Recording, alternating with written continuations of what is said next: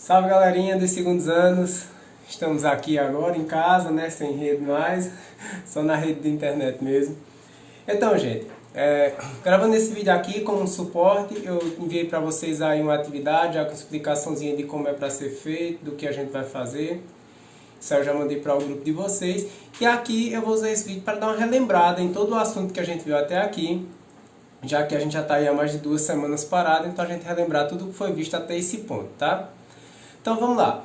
Voltando lá para o início do ano, lá para o início do material que a gente trabalhou com vocês esse ano.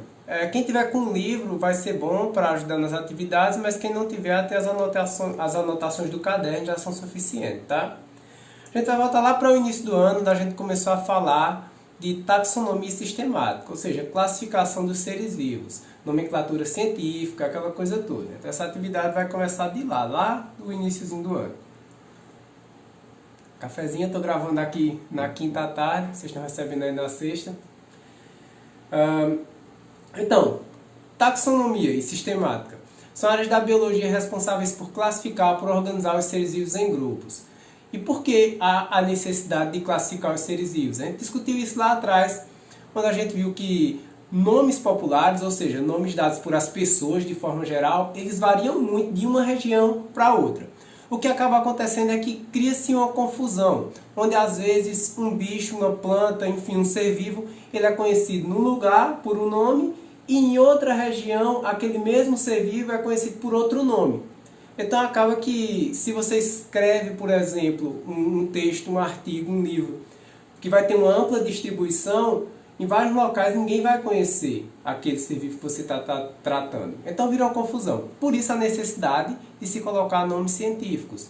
Aquele nome científico obedece regras, um padrão para organizar no mundo inteiro. Tá? Isso aí a gente já viu lá no início.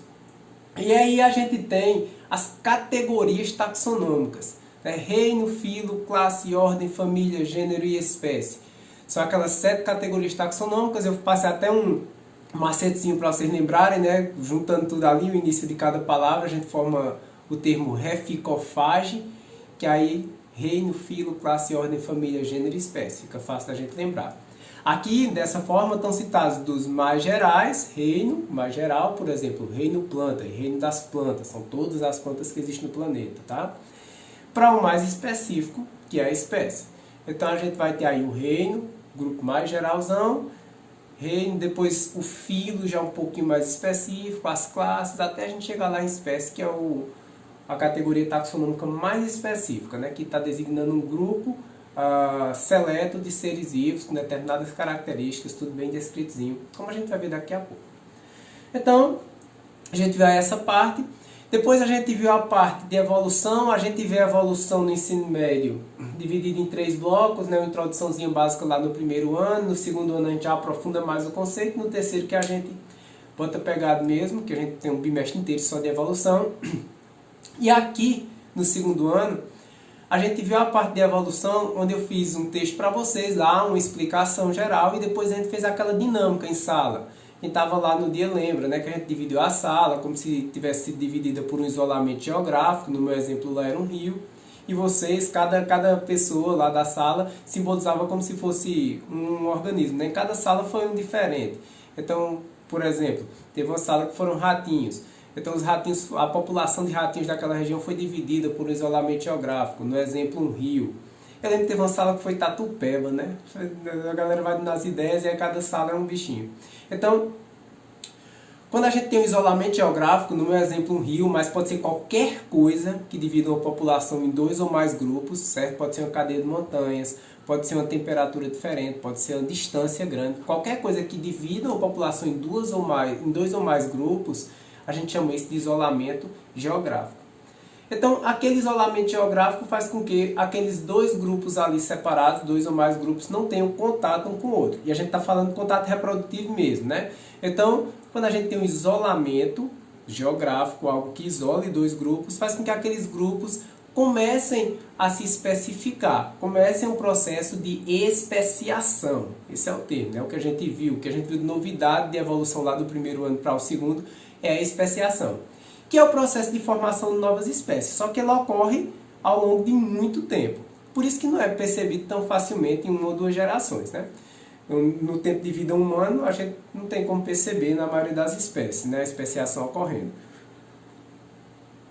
Mas ela vai ocorrendo gradativamente. Quando a gente tem isolamento geográfico, grupos separados, cada grupo vai se adaptar às variações ambientais que tem no ambiente em que vive. Alguns indivíduos vão acabar morrendo por não se adaptarem bem, é o que a gente chama de seleção natural. Aqueles mais adaptados vão se reproduzindo, vão reproduzindo mais, e aqueles menos adaptados ou não reproduzem ou reproduzem muito pouco.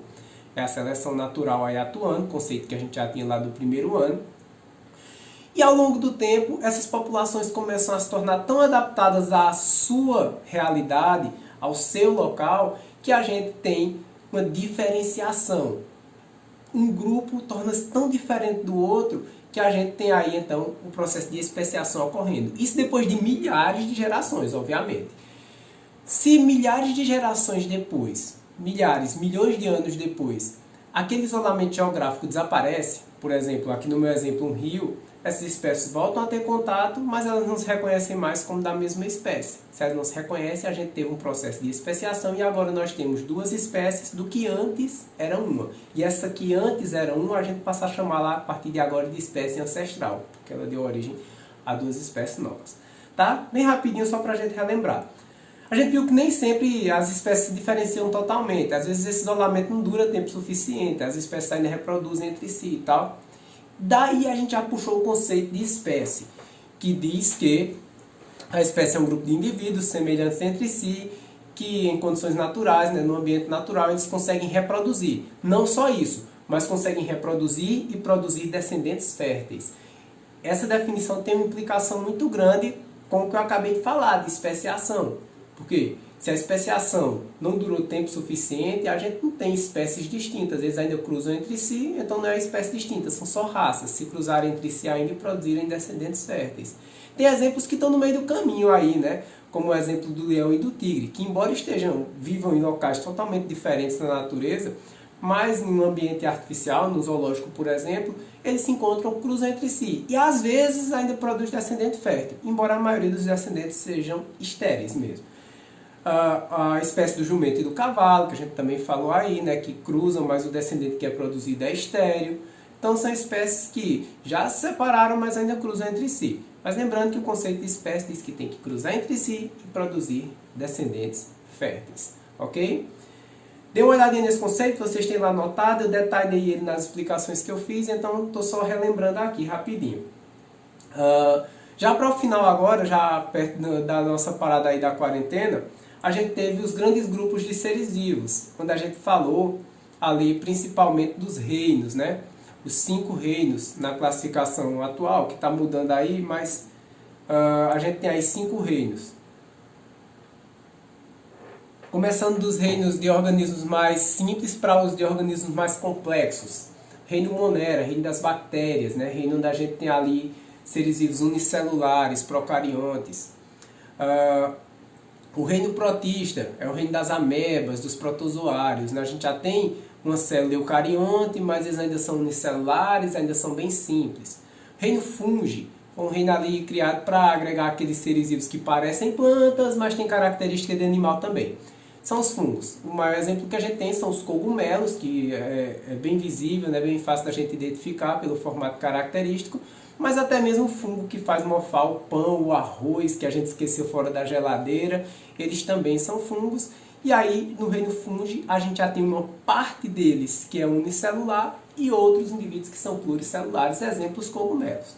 Tá? E depois a gente vai falar de reino fungi um pouquinho melhor, né? Que tem as hifas, enfim, tem células diferentes, não vamos entrar nisso agora não.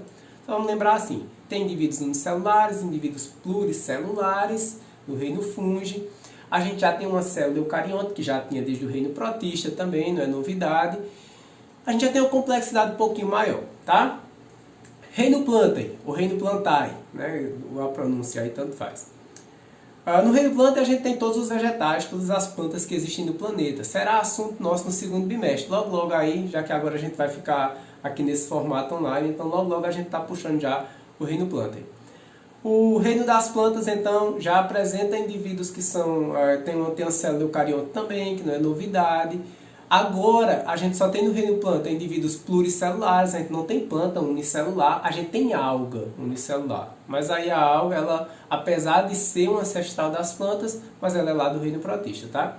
Então, a gente não tem plantas unicelulares, são todas pluricelulares, e tem uma divisão aí de grupos dentro das plantas, que a gente vai falar lá também, quando for falar especificamente delas. E fechando, o reino animal, o reino animal, o reino onde inclusive nós estamos, né?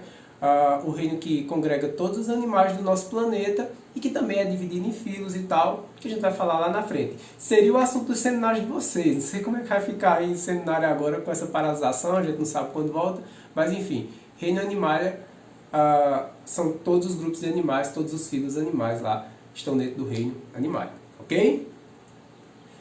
E para fechar o ano, para fechar o vídeo aqui, para fechar o nosso bimestre, para fechar enquanto a gente estava tendo aula presencial, a gente teve sistemática filogenética, né, que é a parte lá que estrutura, cria, organiza os seres vivos lá, inclusive criando as árvores filogenéticas e os cladogramas, que a gente montou vocês têm um aí no caderno, inclusive montamos o das plantas com vocês, que eu acabei de falar aqui. Então a gente montou lá os filos de planta, os 4 filos de planta, né? Filobriófita, Pteridófita, Gimnosperma e Angiosperma. Podia ser qualquer grupo, podia ser de filos, podia ser de classes, podia ser de espécies. Uma árvore filogenética com cladograma é a estrutura onde você organiza grupos de seres vivos. Pode ser espécies, inclusive, como eu falei. Para que serve uma árvore filogenética? Além de organizar e de ficar bonitinho e tal, uma árvore filogenética e um cladograma, eles servem para que a gente mostre tanto relações de ancestralidade, como no caso de um cladograma bem estruturado como o que eu montei com vocês, mostra também as novidades evolutivas, as chamadas apomorfias que surgem. Então a gente pode montar lá no cladograma, botando as apomorfias entre um grupo e outro, ou seja, o que surgiu de novidade evolutiva das briófitas para as pteridófitas, dessas para as gimnospermas, e daí por diante. E sempre que a gente tem um encontro de galhos numa árvore filogenética ou no cladograma, tanto faz aí nesse caso, sempre nesse encontro de galhos aqui, a gente vai ter um ancestral comum.